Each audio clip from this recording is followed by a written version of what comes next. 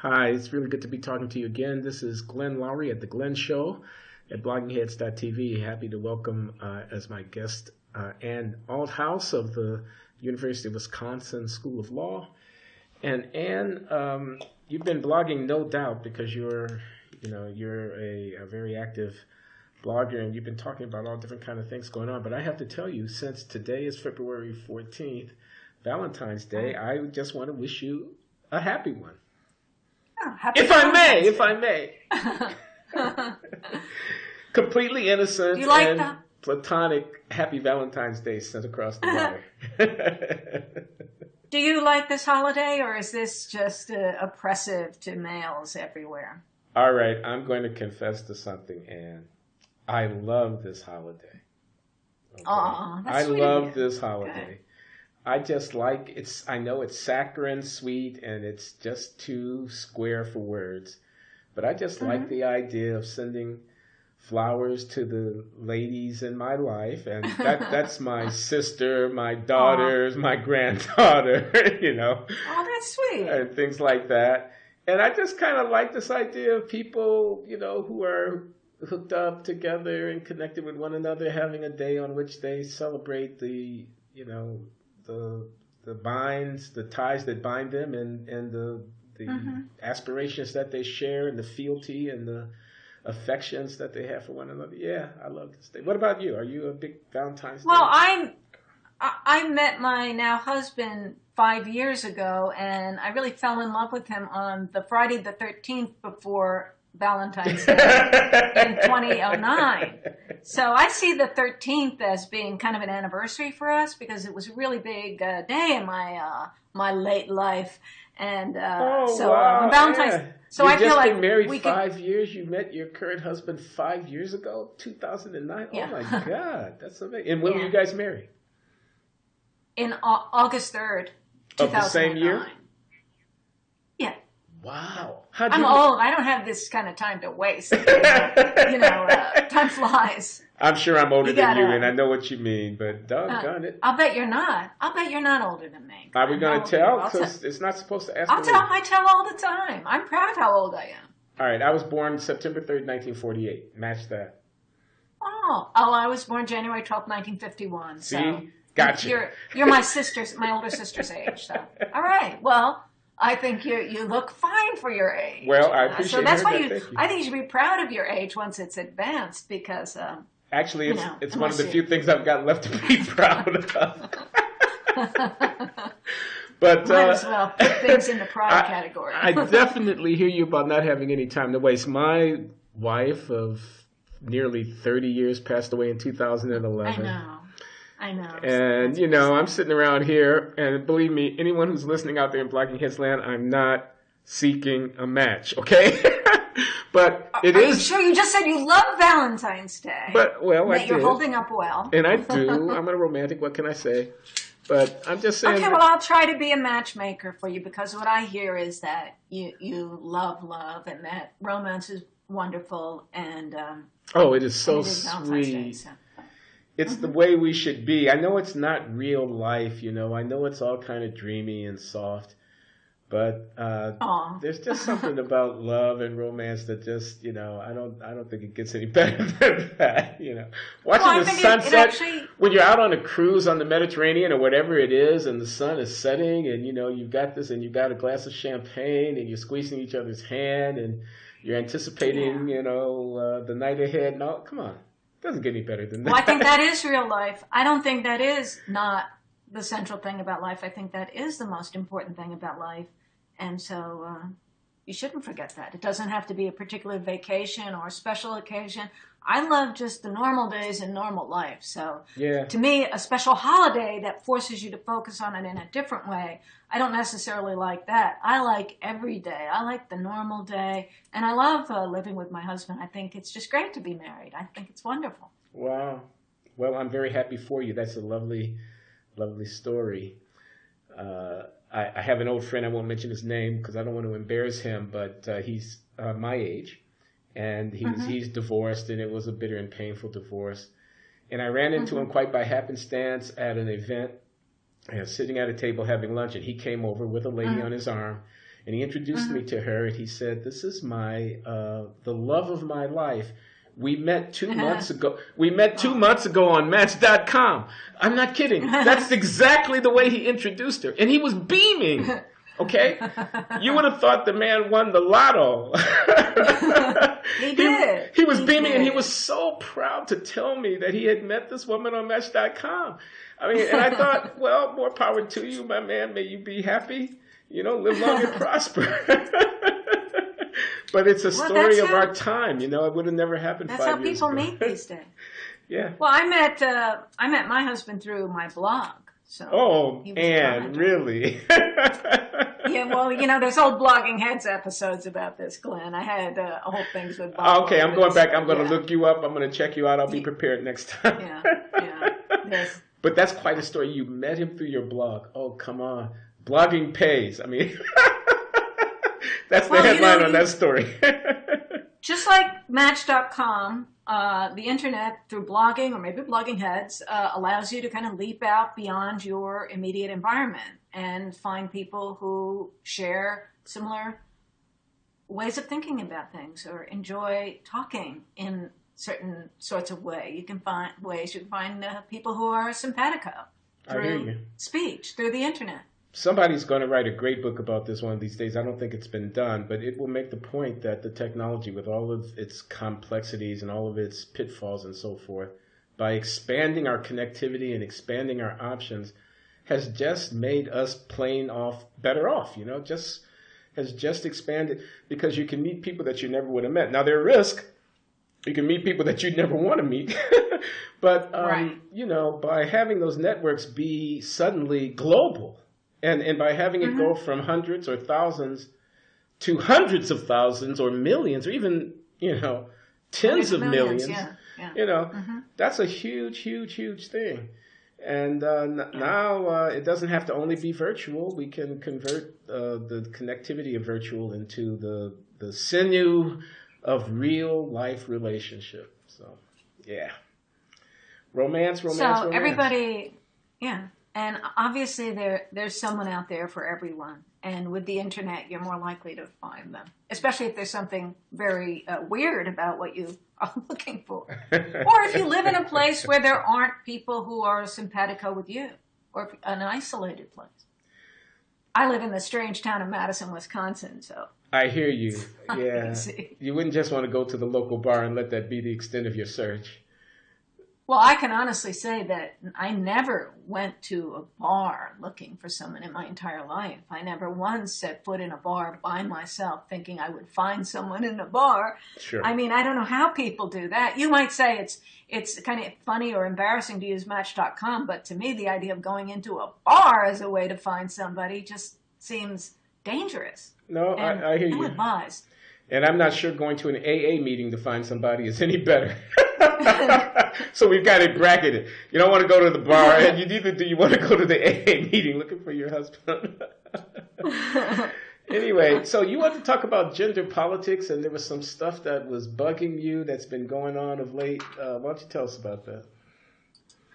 Well, I noticed that Nancy Pelosi said that she was going to try to make the midterm elections all about women. So this fall's election, there's an agenda of some kind to try to make women the subject of the election. And if it's going to be economics, it'll be a women's economic agenda. That's a quote. So I think it's very interesting the way the Democratic Party sees itself as having an advantage to portraying things in terms of women.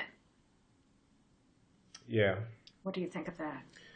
Well, there was the old war on women in the Romney Obama election, right, that seemed strained at first, but then seemed to actually be rather effective. I don't know how many times you can keep doing that before people think it's a ruse. Well, a couple of times. I mean, the Republicans made it a little easy by having some candidates who said some stuff that was kind of difficult to defend. Right. So, and then that became something the press could seize on, and it became, a trope. It became a device to deploy to isolate or to marginalize the candidates or to raise questions.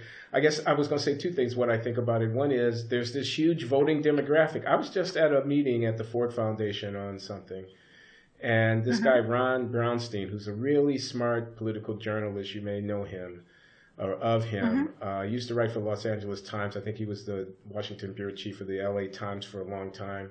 And he's now with the Atlantic Media Group, and he kind of handles politics for the Atlantic Monthly magazine and for the other properties of the Atlantic Media Group. In any case, long story short is, he was giving the rundown on 2016. You know, what's up, what's down, who's in, who's out, Hillary, this or that, are the Republicans capable of coming this or that? And it all came down to head counting about demography. His whole analysis, and I don't discredit it, I think it was very smart, was this or that may work, this or that may happen, because when you look at the last 12 elections and you look at the trends and you see the percentage of Hispanics and the way they voted and voters under 15, over 35, and college-educated women who moved to the left of this, I'm making a little bit of fun of it, but you see what I mean. Categorized by demographic breakdown. And it was all about gender, about class, about education, and about ethnicity. And elections could pretty much be called on the basis of that. So they've probably done a calculation. Women voted this way, women voted that way. The Republicans haven't been getting the women's vote. They can't win unless the number of white women who vote for them is a certain number. So if you can frame the question as a way that will be disadvantageous to the Republicans on gender issues, you probably have yourself an advantage. So I think. So now, I can see that there's always going to be a Republican that's going to say something stupid about women. So it's kind of a good bet to take advantage of those and to just keep alive this idea that the Republicans are bad for women, or the Republicans don't really like women, or they're always going to let the mask slip and it's going to show that they disrespect women, and also that they'll take away certain basic reproductive freedoms that are important to women. So I think that that's always there to be taken off the back burner and used whenever one of these fools says something stupid, which is always going to happen. But the idea of framing the whole election around that seems to be we're going to keep generating these issues ourselves, portraying economic issues in terms of gender. And it seems to me that the Republican answer is usually to say, well, we think men and women are alike. They're all concerned about the economy. And just like on race, they want to get to race blind. I think they would like to say men and women are alike, and to just not speak in terms of these particular groups, because you could try to appeal to those groups without saying, hey, here's the part where we're appealing to you. We're saying women, or we're saying minorities, or we're saying something like that. You could just raise the issues.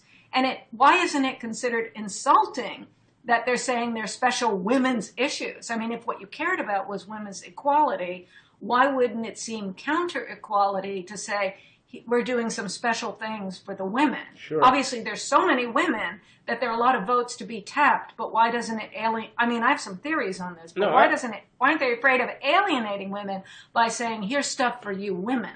Yeah, well, that's what Mike Huckabee tried to say relatively recently and famously when he made some comment about, government, the sugar daddy or something like that. But you know what he was saying? He was saying, I think what he was saying, as I listened to him, was don't patronize women by imagining that you have to appeal to them in terms of handing out free contraceptives or whatever it might be.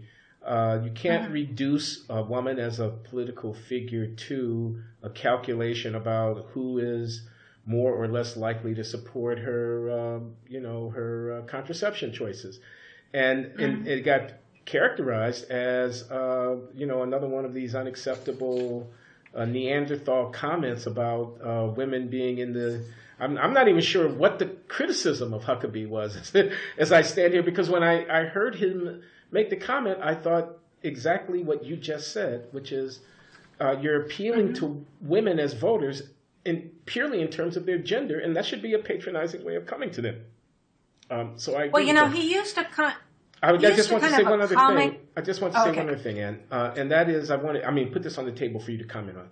I wanted to call to your attention and our viewers Rand Paul's tacit criticism of Hillary Clinton and direct criticism of Bill Clinton, where he says he doesn't understand how it is that Bill Clinton gets to go around and be an honorable defender of the Democratic Party line, which is a pro-woman line, when he took advantage of an intern in his office.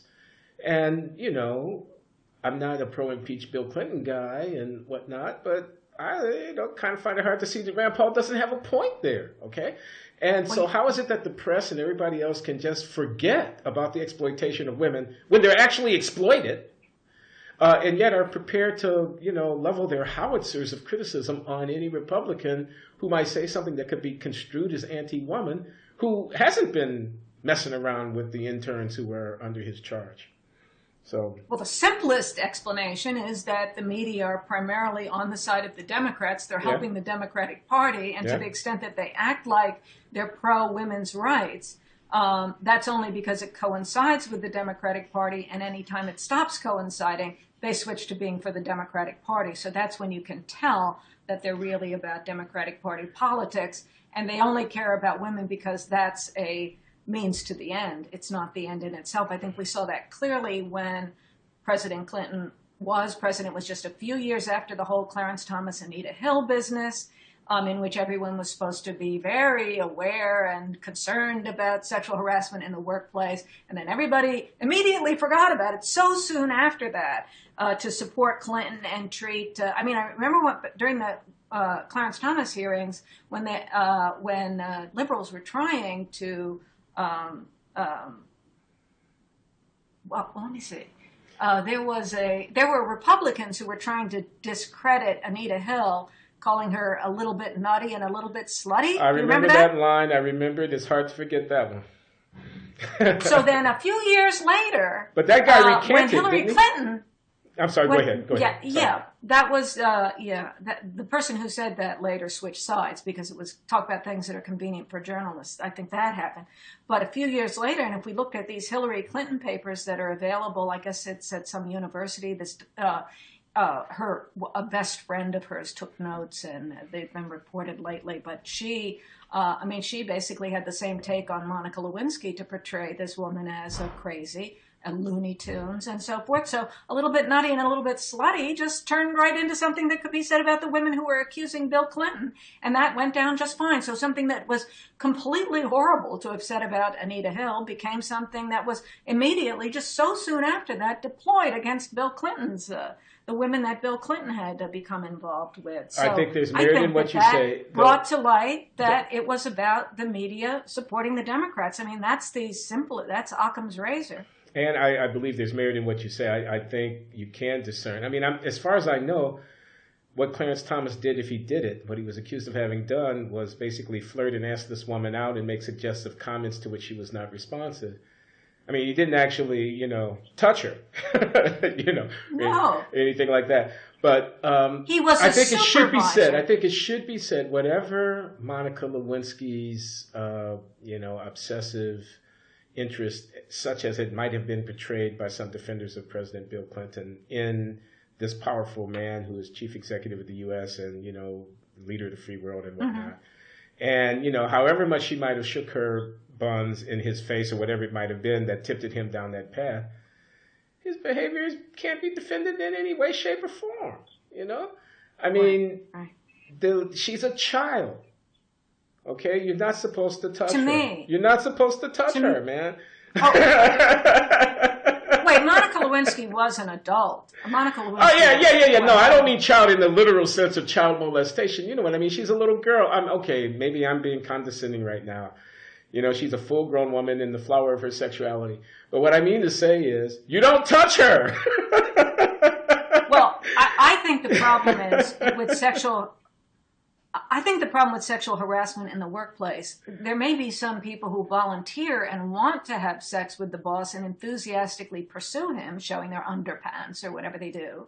And he should know better than to get involved with someone younger and to take advantage of his stature to take sexual, have his sexual That's pleasure. What I'm saying. But to me, that's more ordinary than the problem of creating inequality in the workplace by having a powerful person who can then make selections among the people who are working there. Some people don't have a shot at getting favor in the workplace by interacting sexually with the boss, the people who are not the same sex, who aren't the sex he's attracted to. Yeah. Maybe if it's a man attracted to women, the women Yeah. who aren't attractive, or women who just don't do that sort of thing.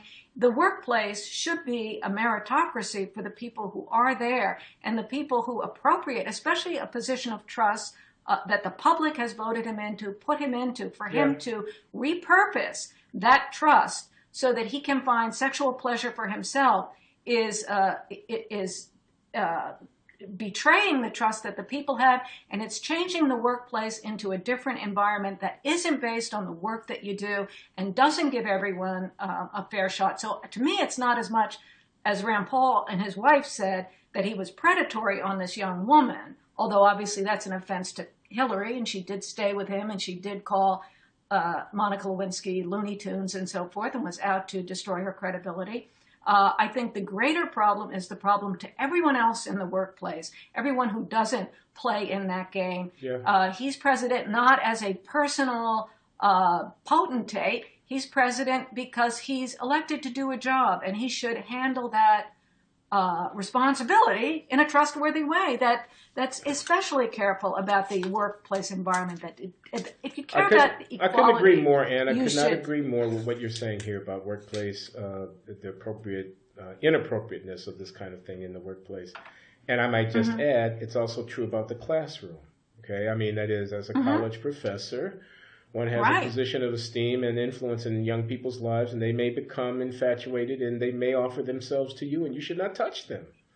You know? And it used to be you the abuse norm, your authority, so and you debase the currency of the thing that you're doing. You know, the whole, and I agree about this favoritism point. I think that's really very important.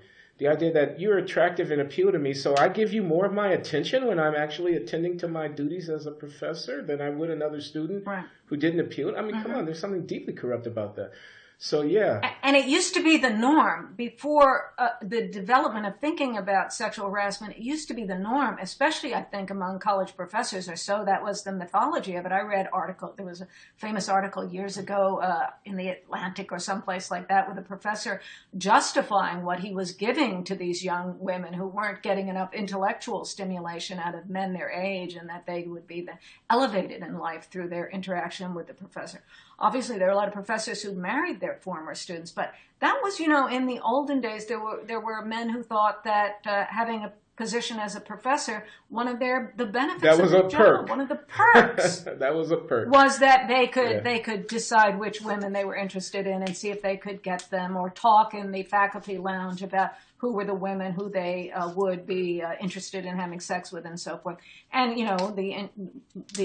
that's just changed so much over the years. So anybody that thinks like that doesn't openly talk about it anymore. That's true. Although what has not changed over the years is the fact that the chemistry of sexuality plays a vital role in all of these institutions. It plays a vital role in the workplace, and the kind of undertow, the kind of tacit, implicit dynamic. I mean, it's there. Come on, we can't deny it. I mean, we are sexual beings, and men and women, powerful men and powerful women, unequally placed men and women interacting in situations that enters in, whether it's acted on, whether it's made explicit, whether there's a quid pro quo, whether there's a discriminatory favoritism.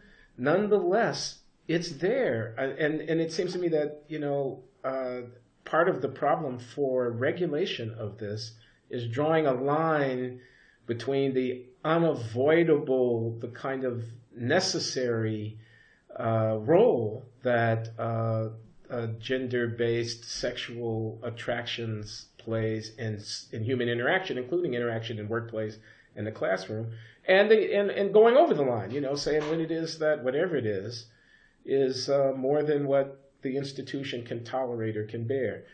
So Well, what do you think of? There are some cultures where the women simply stay home and you don't mix in the workplace, and so that those temptations aren't there. Obviously, in America, we think we're beyond that stage, and that we're better than the cultures that do that. I think the argument does cause there to be a challenge to people's character on a continual basis to find some way to interact that's friendly and comfortable, but doesn't cross over the line so that people lose control of what they're doing. And they obviously do lose control all the time. Well, so I was just going to say, that's part of what we have. I was just going to say, I think some of these conservative and fundamentalist communities that we can, from the Amish or the conservative or Orthodox Jewish or the deeply conservative fundamentalist Protestant or Catholic or whatever, the Muslim, the sort of, women in the beekeeper suits, as Bill Maher used to put it, but, this, what you might think of as a kind of bizarre and perverse phobia of the sexuality, maybe partly where that's coming from is a recognition of the fact of the slippery slope, a recognition of the kind of ineluctable nature of this attraction and this chemistry. And so you need to put them on different sides of the room and to clothe them in, from head to toe and drape them and, whatever. Of course, now, right, this disempowers women. This disempowers women in a fundamental way, right? I mean, it's not men who are walking around. It's not men who are walking around blinkered so they're not tempted to look at the woman's bosom. It's the woman who has to cover herself in a sack, in order not to tempt the man into looking at her. So, there's a deep problem with these solutions, but you might see how they're motivated. Well, so there are different ways to deal with the fact that people have sexual feelings, and one is this extreme separation, and which to some extent treats women as if they're so powerfully sexual that they have to be put somewhere where they won't cause men to, I guess, lose their minds or something like that. It's really a statement about the weakness of men in a sense. So then in our situation where we mix the sexes, obviously we're saying we think people can control themselves and that they can understand the values of equality and the importance of access to the workplace for women, and that you are then supposed to behave according to certain standards. And then there's a debate about what those standards should be. But a lot of demands are put on people to overcome. We're in a society where on the one hand, we're expected to have lots of sexual feelings and to have it burst to the surface very easily. We're supposed to be very sexual expressive in the right place and then be able to somehow completely control it in the workplace. And very strong demands are placed on people to live up. I was just reading this article in the New Yorker about the sort of sexism, this casual or microaggressive sexism that occurs all the time to women. And there will be a categorization of, just the most almost innocuous compliments, or looking at someone or saying they look nice or you like their clothes or something. Like almost anything could be an offense, and almost it becomes, especially at some point, maybe that's too repressive. But I think it's important to focus on what is really wrong in sexual harassment. Let me ask you this. I think that's the inequality in the workplace, not the fact that people are human and are animals and have sexual feelings, and that they want to have some kind of social playfulness to the workplace, but that they're creating an atmosphere of inequality. Got it. I want to ask you something else. Okay, so the French have a different way of dealing with these issues. The Italians have a different way of dealing with these issues. Now, no, those are not the same things. Let's stay with the French. So the president of France was just in the country. He is estranged from his wife, and publicly... He wasn't married to her. Pardon? That wasn't his wife. Oh, I'm sorry. They weren't married. Thank you. So he's estranged from the other woman. Okay, I'm sorry. He's estranged from his partner of some years, to whom he was not married, but with whom he was hooked up, because he had taken up with a younger woman, and that became public. He was known to be seen taking a scooter out of the Elysee Paris palace in order to rendezvous with this younger woman. And so he came for a state dinner, and he was unaccompanied. But I mangled the facts. I apologize. But in any case, I'm just trying to point at the fact that French culture, political and social and ethical, seems to take a very different view about the propriety of, let me just say, noticing that a woman whom I'm working with looks really good. I mean, amazingly beautiful, and wanting in the course of doing business to not let that go unnoticed and unremarked. You're an extraordinarily attractive woman, or my goodness, look at this dress that you're wearing, or whatever it might be. whatever. And to have that be said in a way that's suave and, smooth, and that's maybe a little tainted with a little flirtation, but, that's part of life. No, I haven't asked you to go to bed with me, and I may never do so. It would be inappropriate for me to do, but the idea that I'm thinking that it wouldn't be such a bad idea to be in bed with you is not an unacceptable idea for me to allow you to think that I'm thinking. You know what I mean? And you don't take offense at that. You understand that as a part of life, and we move on as mature adults. I mean, there just seems to me to be a different way of doing it. Well, it's really hard in America to say, could we all please stop taking offense at this? Because it seems to me that the discourse in America is all about all the different ways in which we could take offense, and you can't just get over it. Did you see the clip of Samuel L. Jackson with some news guy who mistook him for Lawrence Fishburne? I saw the tail end of it. He was pissed off, Samuel L. Jackson was, that... Oh, just because we both black, we supposed to be the same, man. Right. Lawrence Fishburne is one person, Samuel Jackson is another. We're different people. You can't tell the difference. Yeah, I saw that. It was very, and so then the interviewer is like, he apologized, and then he starts to move on. And the funniest part to me was when he tried to move on to the next question after saying he was sorry. Samuel L. Jackson said, "Oh, hell no." In other words, I'm not going on to the next question. I need to go on about this some more. Yeah. So.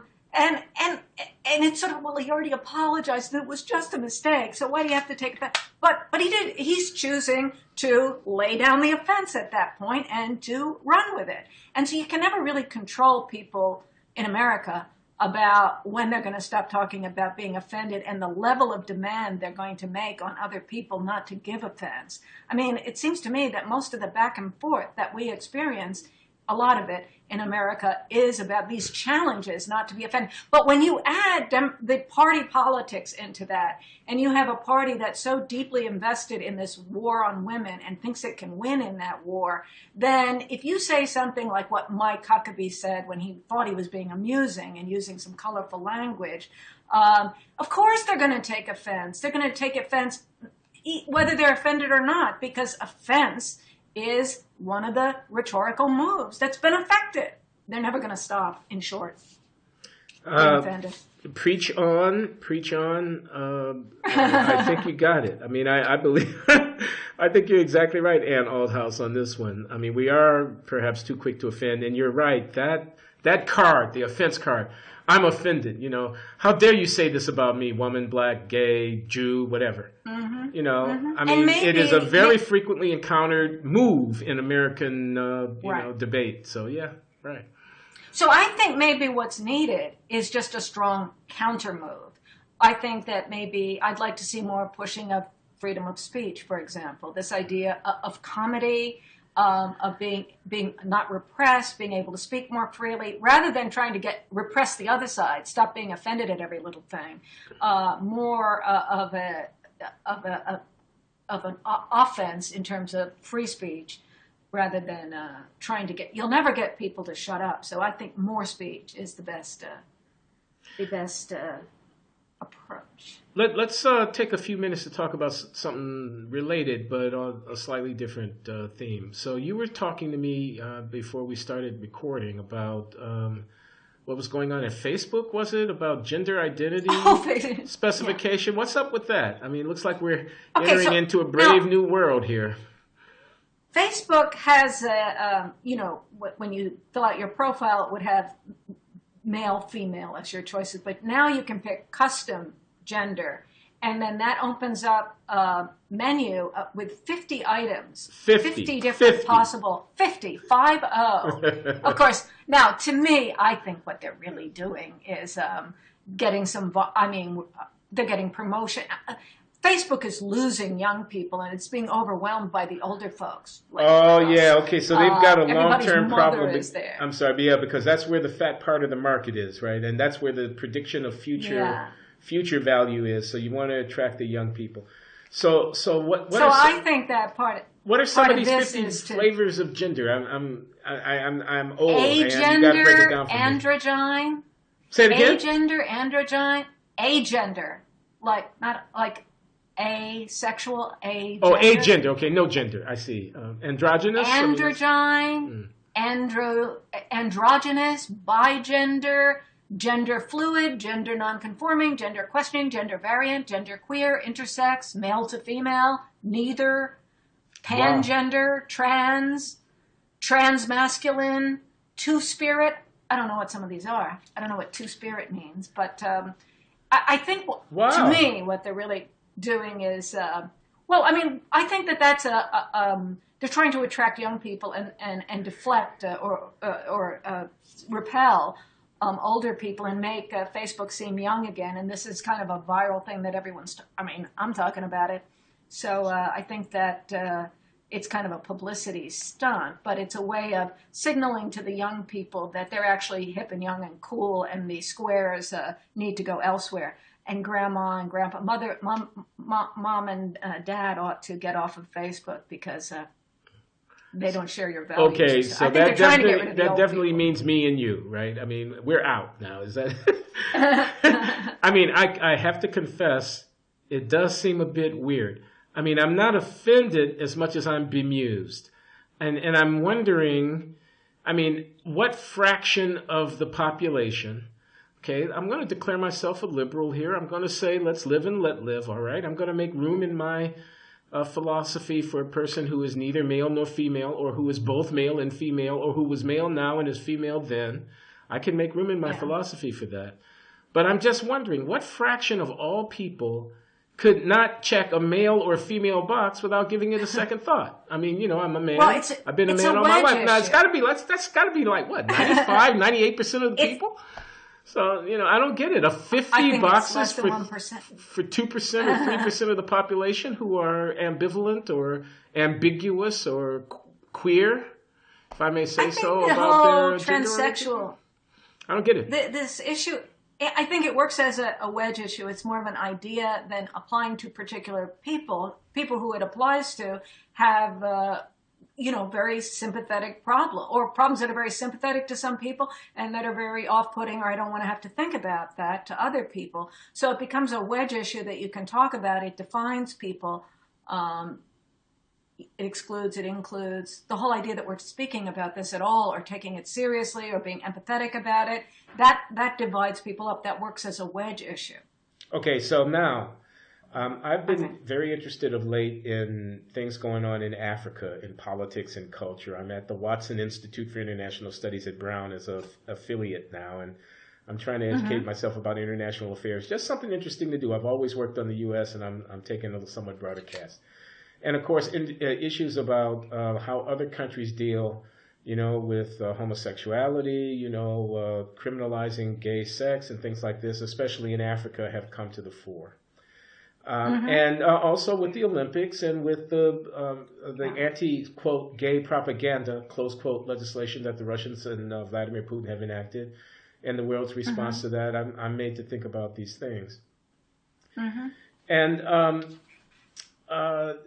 one argument that I've heard from some African scholars whom I respect, these people are not Neanderthals by any means, and they are open-minded people, is... this is an extremely complex area about human sexuality and human gender identity and all of that. The latter-day sensibility of the West, New York, London, Paris, and so forth, in the last 20 or 30 years, let's say since Stonewall, okay, has moved in one direction.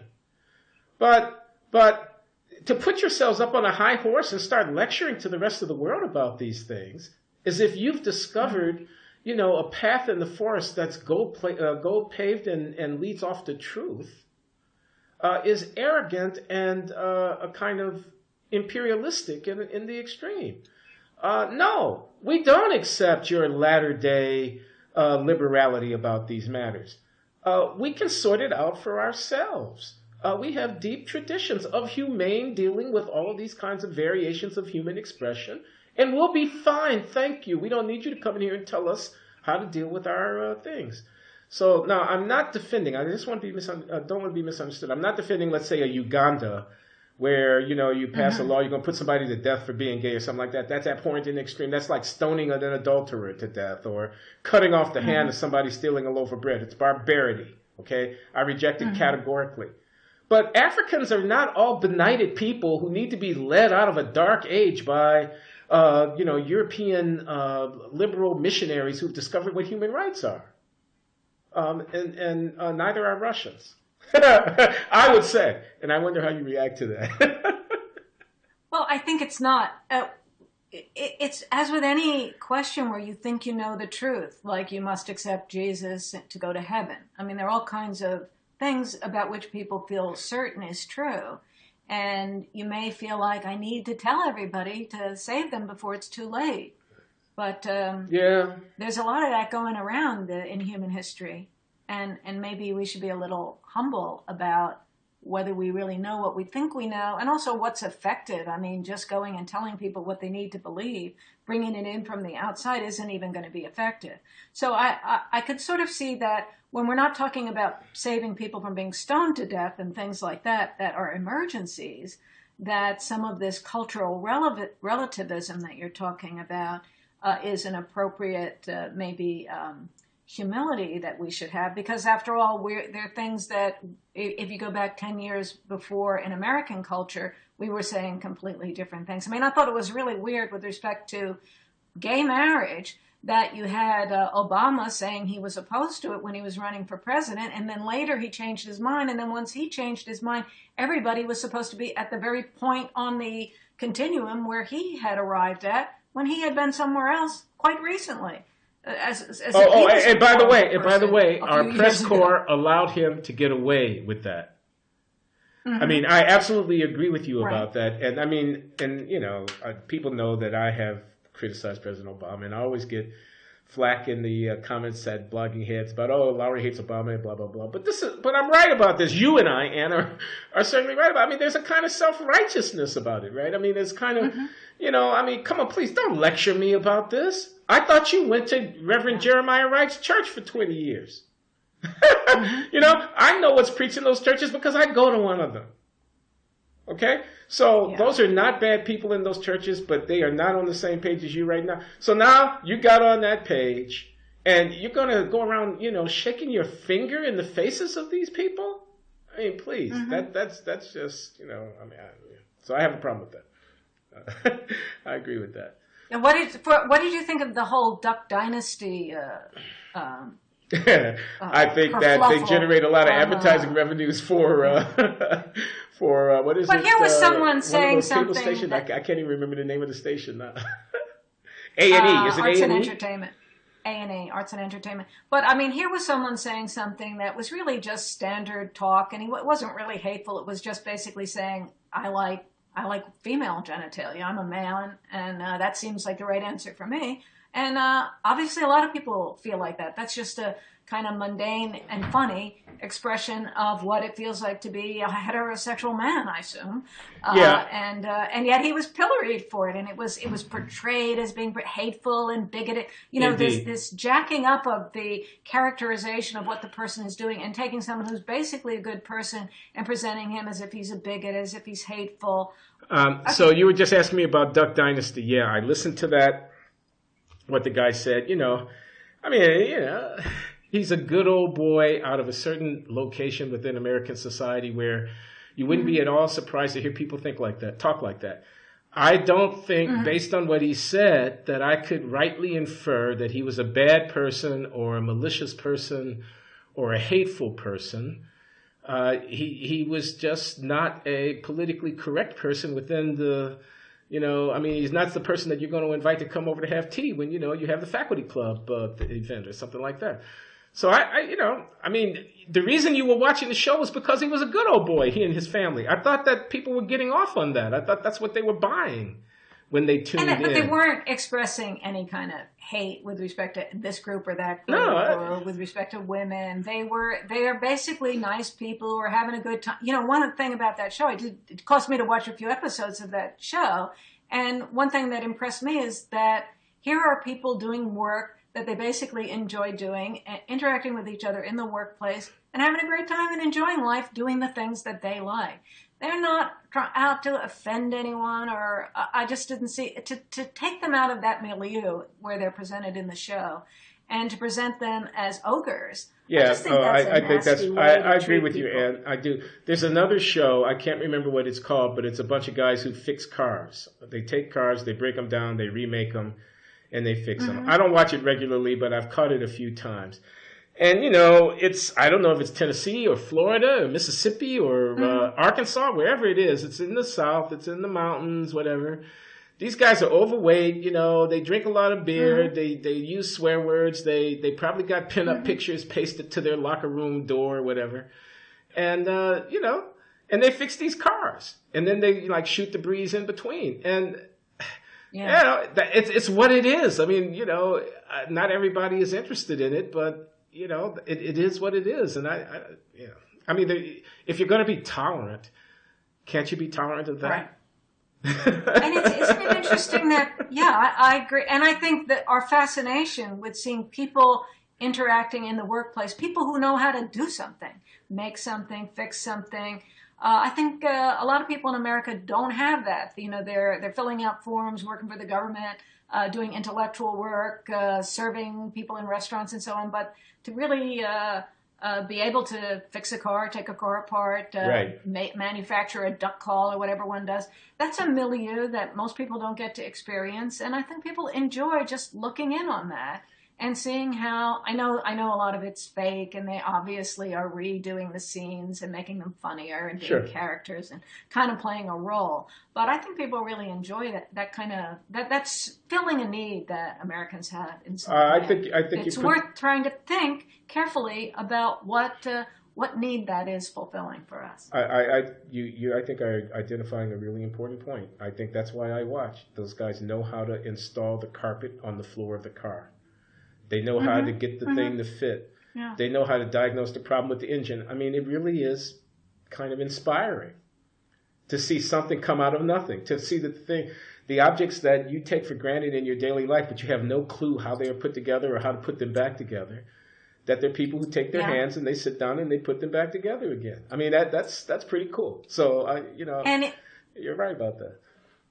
There was this Pew report that came out recently about that was reported as women marrying down. More women are marrying down. And that was, I took offense at that because the idea is that you're marrying down if you marry someone who doesn't have the same level of educational degree. But there are all of these, and then there are all these women that don't have husbands. This is getting back to the Valentine's Day theme, but particularly African American women. Not only them, but it's a very widespread phenomenon amongst African American women. But, go on. So people get educated, and women may take to education more than men do. The classroom, especially in high school and elementary school, it's often run by women. It's a very female. It may be appealing to females in a way that it's difficult for males and boys who end up with all of these hyperactivity diagnoses and so on. And college seems to be much higher number of women going and graduating, getting advanced degrees and so on. And so then there were a lot of single women, but then there are also women who marry in a way that got characterized in this report as marrying down, because women were marrying men that came from a less high educational background than they have. But in fact, these men who are able to do things, make the things that we need, put in the wood floor and make it look great, and fix the cars, do the masonry, and so forth. Those are good businesses. Those are things that people need. Can I just it's not mention that the men who do that aren't smart. I want to mention on Valentine's Day. It may be the smartest thing you could do. Yes. I'm sorry to talk over you, dear. I just wanted to mention on Valentine's Day that some of the things that those men can do are done in the bedroom. Okay, I said exactly. it. Exactly. I said it. And I did a blog post on, and the whole thing of men who can do things with their hands, that does have a sexual connotation. I did a blog post on this, and I got a lot of comments that took that approach. How about men that know how to do things, who can look at physical reality and interact with it? I want to mention one other thing, which is Terry McMillan, the writer. You may know some of her novels like, Waiting to Exhale, How Stella Got Her Groove Back. She's a big African-American female writer. But the book of hers and I've read her books, and the book of hers that I loved most is her first, if I'm not mistaken, and it's called Disappearing Acts. And it's about the Mm-hmm. relationship between, I think, a master's degree, school teacher type, 30 something African American woman who partners up with a guy who just got out of prison and he works with his hands, literally.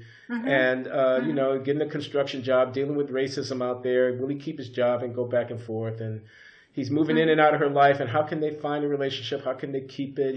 He's unfaithful to her. How can they reestablish trust? It's all about that. And Mm-hmm. it's very much about this thing that the difference in their education. I mean, he's like a high school dropout guy who was an ex-con, okay, and she's got a Mm-hmm. master's degree, and yet there are deep needs in her life that he's fulfilling, as she is deeply fulfilling in his own life. And there's the idea that they could be Right. together is not crazy. There's something heroic about it, you know. I think And she captures that very well. I wouldn't assume that a man who goes into a trade or who learns a craft or who starts a business and gets out of the education system early, that is not a smart man. That might be the smartest thing you could do today. And so it's sad that women have this idea that you need to marry up in the sense of it's really social class snobbery, I think. You should want a lawyer. You don't really want a lawyer. I think you'd be better off with the mason or Or the the plumber or the carpenter or yeah, whatever. yeah, Yeah, I don't know if you've called a yeah. plumber to your house lately, but believe me, it cost you a bit to get him to come over here. Because people need that. We had some masonry work that our front stoop was crumbling apart. We needed to get the mason. It was hard to find a mason. You Hmm. know, we were very grateful when he would come over, and we paid whatever the price was. We could only find one these two father and son, I think they were, who did it, and we were glad to have them. They did a fine job. And it's just like, well, why are people so enamored of education? What is going on with this? I mean, you can be an autodidact and learn a lot. People read the internet all the time and educate themselves, and there's the Khan Institute and all of these sorts of things. You can do all your own reading and learn about a lot of things. But what should you really systematically learn how to do is going to college and getting a degree in some humanities major or something like that really a good idea compared to learning something technical and really being able to do it? I think the smartest what do smart people do? Is it smart to go to college? And Well, anyway, I'm just saying that if women are drawn into education and to intellectual topics in a way that's working for them more likely than for a lot of the men. And if you're a woman looking for love and looking for someone who would be a satisfying partner, this sad snobbery about what would be up and what would be down is, I think, impairing a lot of happiness that you need to get some before it's all over. And then it's well, all down from there. younger women who may be out there in Blogging Heads land listening to this, take note. You're getting advice from a veteran.